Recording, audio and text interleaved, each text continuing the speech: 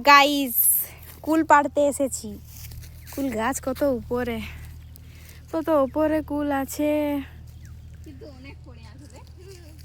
দেখাচ্ছে নি ক্যামেরা। এই তো ও মা কি সুন্দর,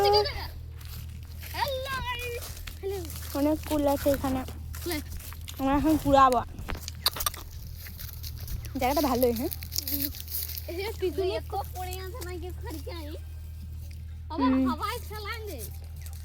লাটার দিকে যাবি না, ঠিক আছে?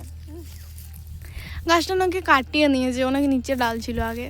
ও বাবা রে, এখানে পুরো টিগাই আছে।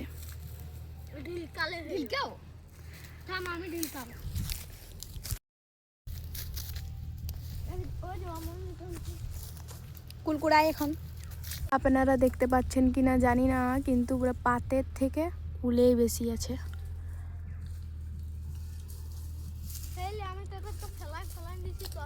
দেখুন গাইস, চারিদিকে শুধু জঙ্গল আর জঙ্গল, হাতি বেড়ায় এই পাশে।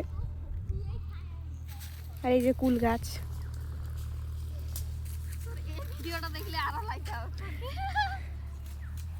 এই যে আমরা এতগুলো কুল পড়েছিল, এগুলাকে কুড়িয়ে এক জায়গায় জড়ো করেছি। পারতে পারিনি, ডাং আনিনি আজকে, পরের দিন পারবো। আরেকদিন আসবো, যখন সব পেকে যাবে সে তখন আরেকবার আসবো। চলো এইগুলোকে এখন আমরা ধুয়ে করে খাওয়ার ব্যবস্থা করি।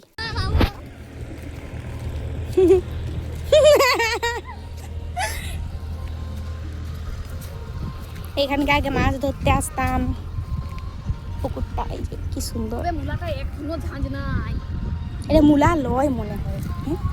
এখনো ঝাঁঝ নাই। আমি কামাই খাবো।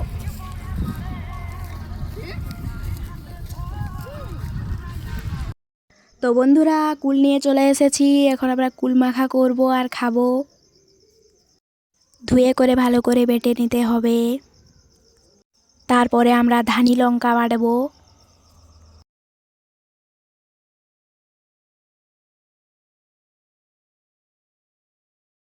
কি সুন্দর হয়েছে দেখো, দেখেই পুরো জিভে জল চলে আসছে।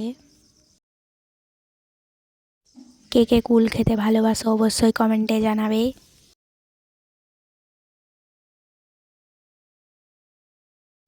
কুলগুলোকে কলা পাতায় ভালো করে মাখাবো। ফার্স্টে আমরা দিয়ে দেব নুন, তারপরে দেব ধানি লঙ্কা, তারপরে একটু গুঁড়ো লঙ্কা দেব যাতে লাল লাল দেখায় ভালো। তারপরে একসাথে ভালো করে মেখে তারপরে খাবো।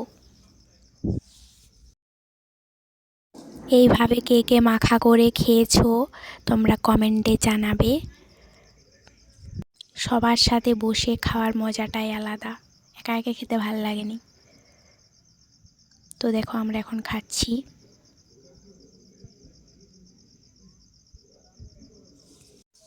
আরও নতুন নতুন মাখার ভিডিও দেখতে আমাকে কমেন্ট করো, ফলো করো, লাইক কমেন্ট শেয়ার করো। কাঁচা কুলগুলো খেতে একটু কষা কষা লাগতেছিল, কিন্তু যখন মাখা করে খাই তখন হেব্বি লাগছিল, টক ঝাল মিষ্টি। এই যে শেষে আর এই কটা বাকি আছে, আর কেউ খেতে পারেনি। টাটা।